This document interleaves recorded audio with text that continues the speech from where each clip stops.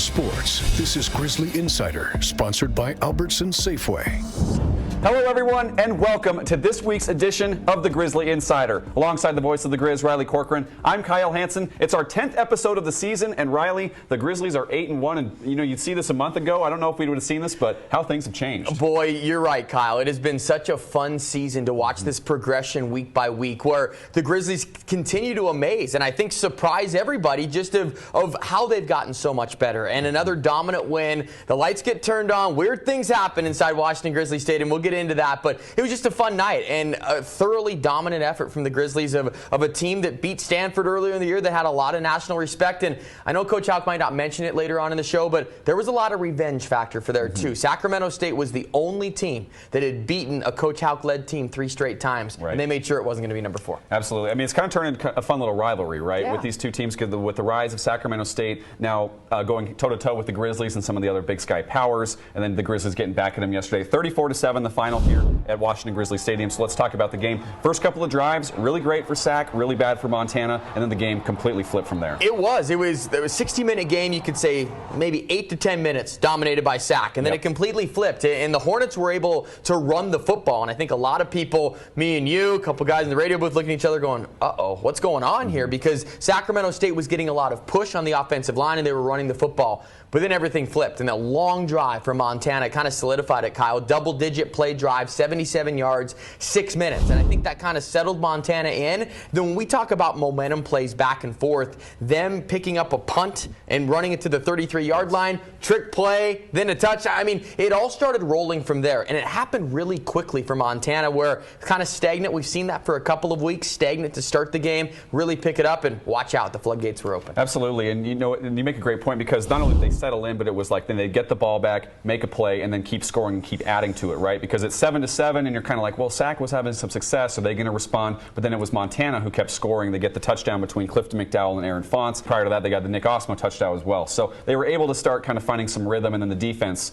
shut down as well and just really made the first half a lot better on their end. Momentum's a funny thing, especially with football, and especially when you're playing at home. And Montana has the benefit of having the most incredible home field advantage, but I feel that it totally affected the game on both sides. Sacramento State, they didn't know what to do when they didn't have the momentum. They're a team that is they've been built to play from ahead, and they were for 8 minutes. And then once they fell behind, it started to unravel, and a lot of that has to go to the Grizzly defense to hold the most balanced offense in the FCS to well under their season averages, to only 7 points. I mean, this Grizzly defense, Kyle, it's a workman's-like effort, and there's not really stats that are jumping out from an individual standpoint, just collectively. I mean, the last 8 quarters, they've allowed a total of 7 points. So they're doing a lot of big work, especially on the defensive side. A couple of big sequences in the game. Third quarter, Sac goes 17 plays down to the 6-yard line, misses a field goal as they're trying to get back into it. And then later in the fourth quarter, Alex Gubner gets a big sack, and Sac State punts it on the Montana's one, and then it turns into a record-breaking touchdown. It was quite the wild sequence there where Sac was almost back in it, but then the Grizzlies shut him down in the fourth. It was amazing, right? We were talking about when they were wafting the ball down to the 1-yard line. It's ironic. Never seen it. Never have ever seen that before. Wild. Crazy. And then ironic that it turns into the longest touchdown pass in Grizzly history between Clifton McDowell and Keelan White. So at that point, the route was on, I think we can say, and it was a good momentum burst. That was the only sack of the game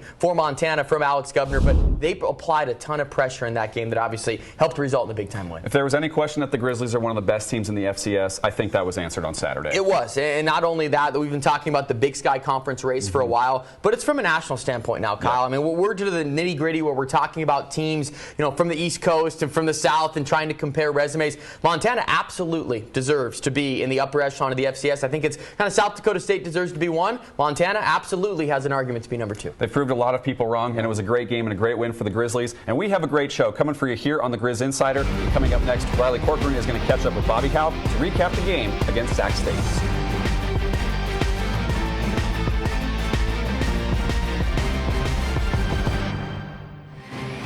There's more coverage of the Grizzlies online anytime at montanasports.com. Welcome back to Grizzly Insider, sponsored by Albertsons Safeway. And welcome back to the Grizz Insider. Happy show indeed. Coach Houck joining us now, the all-time winningest coach in Big Sky history. First off, congrats. We'll get to more later, but I know that meant a lot to you, Coach. Yeah, thanks, man. It's always it's kind of cool to be able to sit there and, and obviously it takes a lot of hard work by a lot of people to get that number of wins, and I'm proud of our group and our program for being able to do that. 124 wins, and that was a pretty big one inside Washington Grizzly Stadium on Saturday, Coach. A dominant win against a top 10 opponent, 34-7. What were your takeaways? We're going to get into both sides of the ball, but you guys were just dominant in every phase. What stood out to you the most? Interesting game, going into it. You and I had a lot of chance to talk about it last week, and it's number 3 versus number 7 in the country. So how's it going to go? And I think the thing that sticks out most to me is how we just kind of took the game from them, and at the end we took their will to play. You really did. Fourth quarter, and it seemed like that's been the case for these Grizzlies as they've racked up an 8-1 record now. Obviously, we've talked about it, best start since 2009, but this team just rolling, Coach. And I want to talk about one of the mini turning points was first quarter. Of course, they scored their only touchdown early. You guys went on a long drive, over 6 minutes, 75 yards, and just churned it together, and it just kind of seemed everything came together on that drive. Talk about maybe that turning point first quarter, how you guys were really able to turn it and never look back from there. Well, it wasn't going well right out the gate. We gave them good field position, or they got good field position. They missed a field goal, then they went down and scored, and we needed to get going, and we did.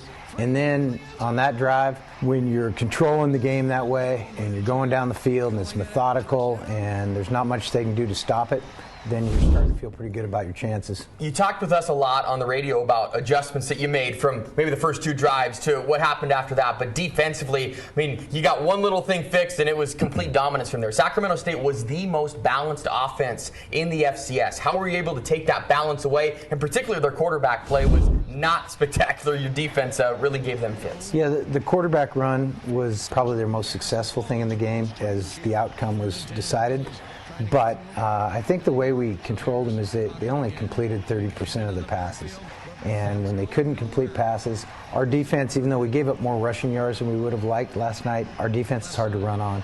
And so they couldn't be balanced, they couldn't be consistently productive, and then it got away from them. They had over half their rushing yards on the first 2 drives, and the Grizz really locked in from there. How about on the offensive side? You guys put up a season high in yardage, over 500 yards, over 300 of them came on the ground. A lot of areas to dive into, Coach, but what stood out in that regard? Offensively, you guys have continued to get better week by week, and it showed out on the scoreboard. Well, the 305 yards rushing is glaring. Okay, it's a flashing sign going to win this game. Play good defense, good special teams, run the ball like that.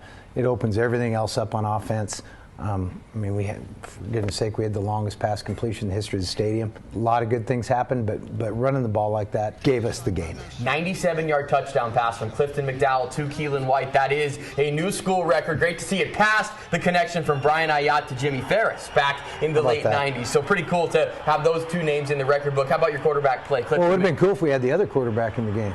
Yeah, no kidding. Aiyat to Aiyat, right? It would have been great to see. How about Clifton McDowell? It was great. It was great to see. Clifton McDowell over 300 total yards in the game. Obviously, that pass play was great. 80 more yards on the ground. Just a workhorse for your team, and he has really continued to get better and has a perfect record as a starter. Well, that's a good phrase to describe him, because that's what he's doing. He's working hard. He's carrying the ball. He's hitting passes.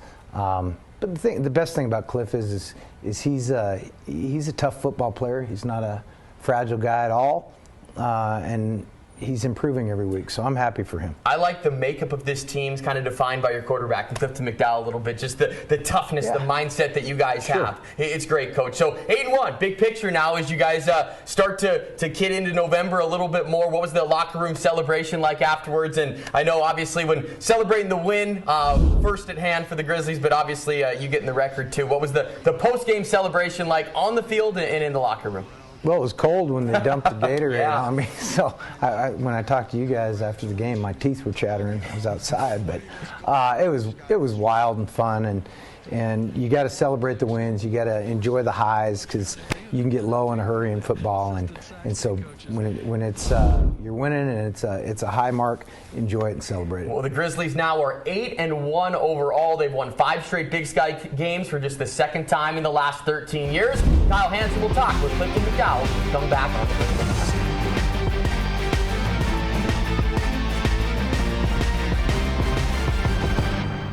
Get social with Grizzly fans and follow MTN Sports on Facebook, Twitter, and Instagram.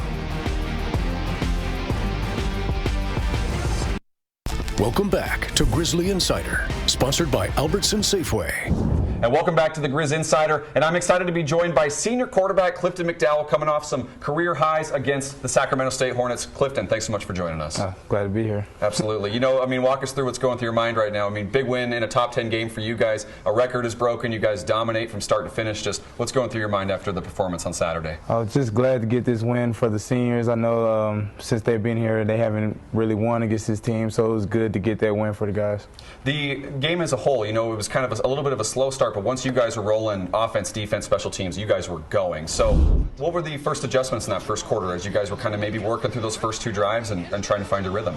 Yeah, just knocking out the kinks. We had a couple mess-ups, but that's part of the game. We just kept driving and being resilient throughout the whole game. Right, and in that element too, you guys, Coach Houck has talked about this a lot. You guys are always very mentally tough, not getting shaken by that. How are you guys so good at that in moments like that? I know the game was early, but you still were able to keep it together. Just trusting the process, trusting the plan, trusting the game plan that we had practice all week. We knew we had a good week of practice, so just know we had to stay true to the plan. For you, that first half, you and Aaron were having some big connections there, including the touchdown pass to him. Just what was working and how was he able to be open and you were able to find him so much? Well, after practice this past week, a couple weeks, we have stayed after and just worked on just top of the routes and just working on routes and timing and getting our timing together. So, it showed in the game. The running game, too, you, Eli, and Nick are just this three-headed monster, man. I mean, you guys just are unstoppable. What's it like being a part of that group, but then also what was working in the run game? It's fun. It's fun seeing the guys being able to go run and break off big runs, seeing Nick, Eli, and even Isaiah Childs make some plays today. So it was fun. You especially, too, you know, some of those read options, you were having some big runs and just kind of helping set the tone, and your skill set as a whole just keeps defenses on their toes, I feel like. You know, how were you maybe kind of able to utilize that on Saturday? Not doing too much, just letting my guys make the plays, and when I see the defense are keying in on them, then I could just sneak out the back door, making rougher time for them. You're doing a great job at it, right? I got to ask you about the reception, too, because everybody talks about your passing and your running, but you got to catch a pass as well. What was it like being a receiver for a play? I was really excited. We were in that play. I was actually really excited. I was very happy. You said, it was one of your favorite plays. Clifton McDowell does it all, man. Yeah, you can say that. The only thing we haven't seen you do yet is tackle, but I have a feeling at some point we'll get to see that too. And then obviously the play everybody wants to talk about is that touchdown between you and Keelan. 97 yards, new school record. One, what were you seeing on that play and how were you guys able to make it happen? And then just the celebration afterwards. We had ran that play earlier in the first quarter. We were talking on the sideline and I threw the out route to Junior, but I missed it. But me and Keelan and the receivers were talking, and he told me that the cornerback was in the boundary. He would come off into the out route. So I mentioned it going into halftime to Coach Pease, and he dialed it up in the second half, and we just executed. And you throw that pass, you throw it perfectly. He catches it in stride. From your perspective, when you see him running 97 yards, what's that like right there, and the crowd just going crazy? It was just a relief. It was just a way to bounce back, especially after the turnover the drive before. So it was just real good. It felt real good. Big team effort all the way around, offense, defense, special teams, but for you to have 325 yards total and then see all of your guys around you working so well, just how special as a whole was Saturday to see all that come together? It was good. It felt right. The week before we was kind of struggling on offense coming off the bye week, but I feel like everything just was clicking. The O-line, just big shout out to the O-line for allowing us to be back there, throw the passes, and run behind them. You're undefeated now as a starter, Clifton, and we watched your progression really from training camp all the way to now. And, it's been so gradual and it just seems like the game is coming to you and you've settled in. So just walk us through what this season has been like for you, your first year with the Grizzlies, and seeing all the success and just getting better and better each week. Trusting the process, trusting the plan, the game plan that the coaches have each week, and just gaining the trust of my guys, getting my guys to believe in me. Yeah, that's a good point, too. It's all about belief and self-belief and having the confidence of your team. So how have you seen that maybe grow throughout the year as well? Because, conference play was the first loss, but since then you guys have been rolling. Week after week, I feel like we're becoming stronger as a team, as an offense. So it's just keep going up. And how would you just describe your first year here with the Montana Grizzlies, right? You move here across the country from the south, and now you're here up in Montana. You're starting to see that Montana weather come out a little bit. Just what's it been like here being a part of this program? It's been wonderful. I wouldn't want to be anywhere else. And then for you, Clifton, biggest thing going forward for you guys. What, 2 more regular season games left. You got your final road regular season game coming up. What's the biggest thing for you guys as you look to keep locking up and strengthen that postseason seed? Just got to finish strong, keep going, keep chopping at the bit. Well, congratulations to you on the season so far, Clifton. Appreciate your time, and thanks for joining us. Thank you. Absolutely. And coming up, Riley Corcoran will rejoin me, and we'll look ahead to Portland State. Take coverage of the Grizz with you. Download our app for your favorite mobile device today.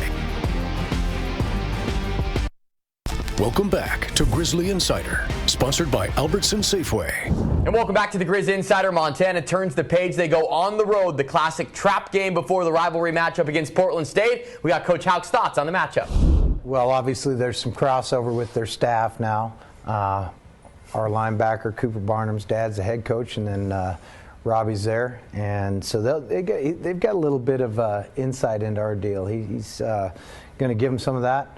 Portland State's having a good, solid year. Some weeks they look dominating. Some weeks they look susceptible. And they'll have a great plan for us, I guarantee you that, so we better be ready.